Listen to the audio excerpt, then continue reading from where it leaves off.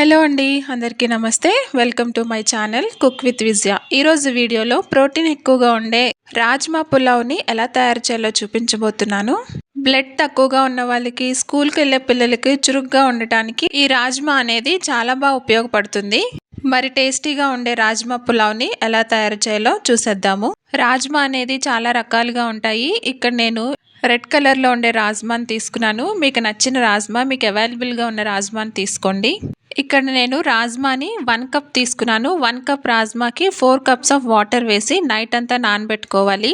మీరు కావాలంటే రైస్ ఎంత క్వాంటిటీ తీసుకుంటున్నారో రాజ్మా కూడా అంత క్వాంటిటీ తీసుకోవచ్చు. నేనైతే హాఫ్ క్వాంటిటీ తీసుకున్నాను. ఈ విధంగా నైట్ అంతా నానబెట్టిన తర్వాత ఇప్పుడు ఈ రాజ్మాని వాటర్తో సహా కుక్కర్లో వేసుకోవాలి. రాజ్మా ఉడికిన తర్వాత చప్పగా ఉండకుండా ఉండటానికి హాఫ్ టేబుల్ స్పూన్ సాల్ట్ వేసుకొని కుక్కర్ మూత పెట్టి విజిల్ పెట్టిన తర్వాత స్టవ్ ఫ్లేమ్ని మీడియంలో ఉంచి ఒక 6 to 7 విజిల్స్ వచ్చేంత వరకు ఉడికించుకోవాలి.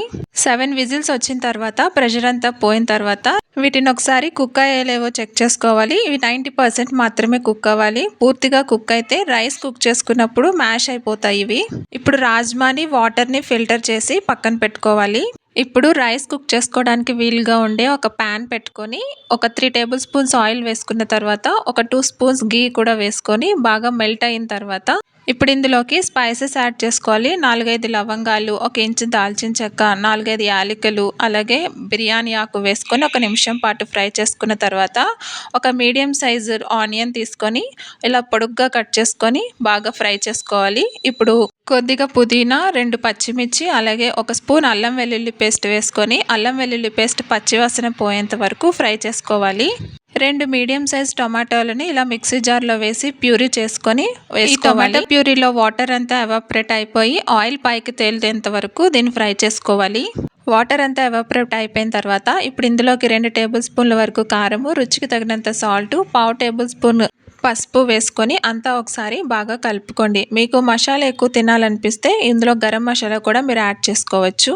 ఇలా అంతా ఒకసారి బాగా కలుపుకున్న తర్వాత ఇప్పుడు ఇందులోకి రాజ్మా వాటర్ని వేసుకోవాలి. మీరు ఏ కప్తో అయితే రైస్ని తీసుకున్నారో అదే కప్తో రాజ్మా వాటర్ని తీసుకున్నాను. నాకు ఇక్కడ 1 కప్ పట్టింది. ఇంకో 1 కప్ నేను నార్మల్ వాటర్ని తీసుకున్నాను.